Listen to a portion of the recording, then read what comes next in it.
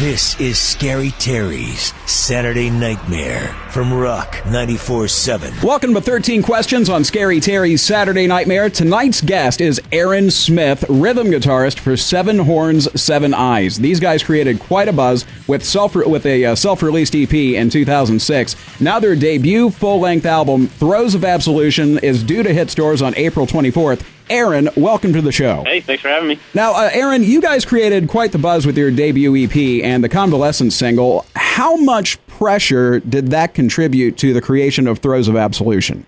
I wouldn't say there's a ton of pressure.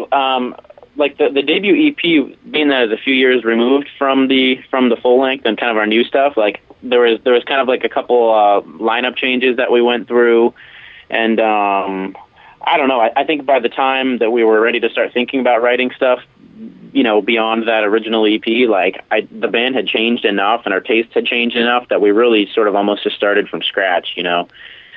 So we felt obviously pretty confident in our influences and our songwriting, enough so that we were willing to just abandon all our old material. So that's why you'll never hear us play any of that old 2006 EP material anymore, and that's fine. It's just, you know, that was kind of our foundation basically, and people still like it and people still buy it, and that's great. But again, like we've kind of all moved on from it, I think. So to answer your question, I wouldn't say I felt like a ton of pressure to really outdo ourselves. If anything, it was just we felt a lot of pressure to I don't know. We just felt like we had grown, and we wanted to really show everyone, you know, like, hey, this is actually what we sound like now. So.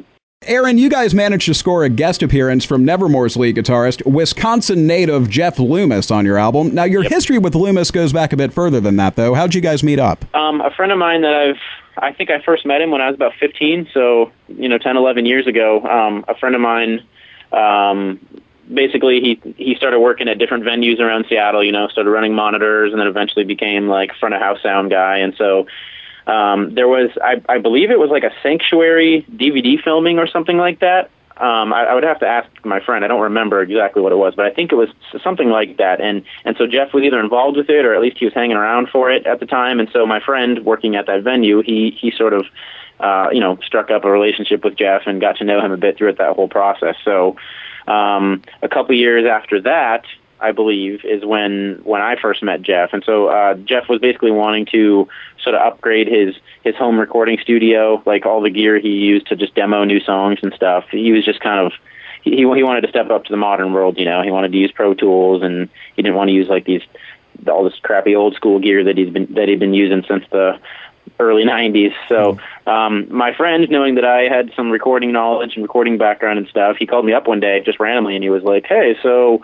Jeff wants some help getting his Pro Tools set up and, you know, getting his recording studio running. So do you want to come over and help him with that? And of course, I was just like shocked. I was like, yeah, I'd love to go hang out with Jeff and help him set up his studio. So the next day, my friend and I went over there, and, you know, Jeff and I really struck up a good relationship, and we've been friends ever since. So that was probably a good, I don't know, maybe even 4 years ago now that I first met Jeff.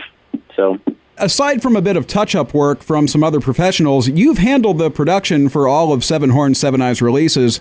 How do you think your bandmates would describe you as a producer? Well, I mean, none of them have ever complained when I, you know, was like, hey, I wanted to, you know, when I told them, like, hey, I would love to produce and mix our record, you know, none of them were like, oh, no, don't, you know, like they all, you know, trust my ear and trust my talents for it.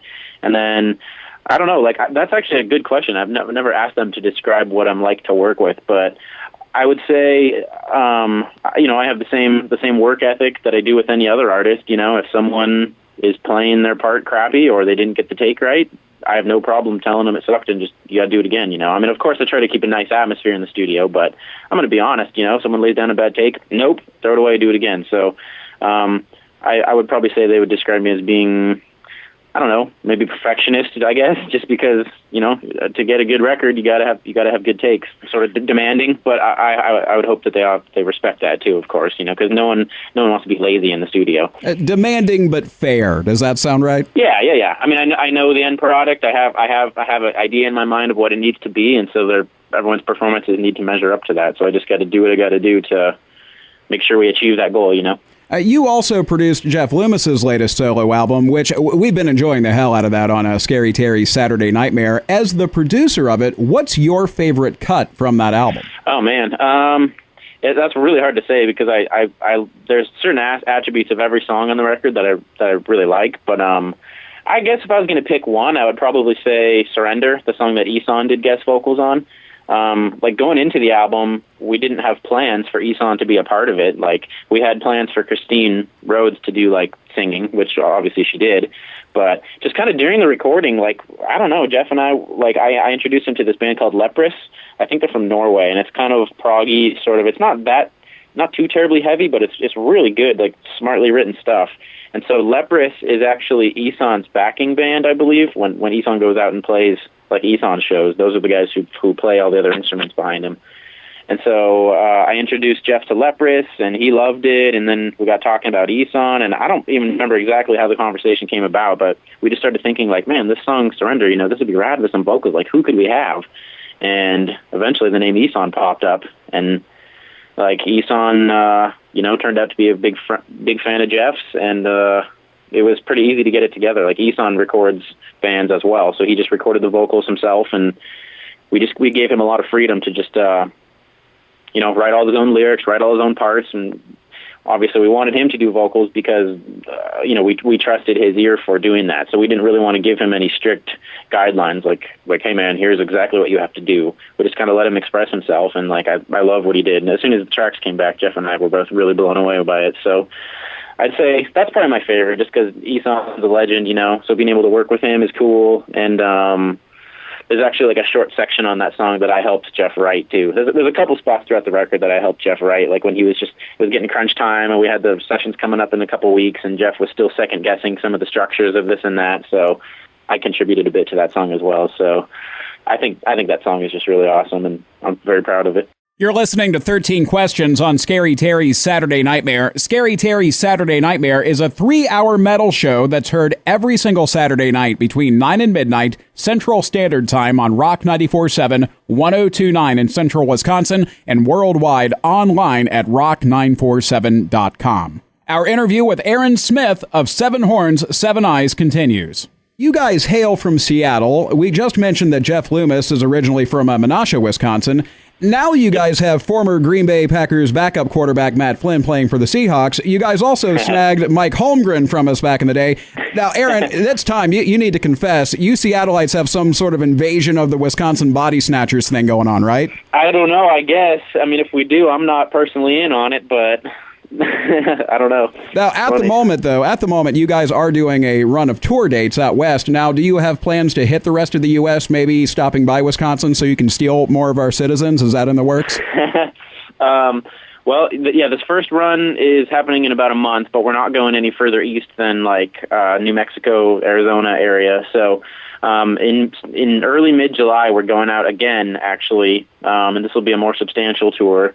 But I don't think I'm at liberty yet to announce exactly what the lineup is, but it'll be more substantial than this first outing. And it'll be full U.S., so we'll have West Coast in there, Central U.S. and East Coast. So hopefully, between July and early August I'd have to look at the dates again, but if we're not in Wisconsin, we'll at least be very close. So everyone should have a chance to see us. Very good. Well, we'll keep an eye on our fellow citizens just in case you guys decide to abduct any more of them.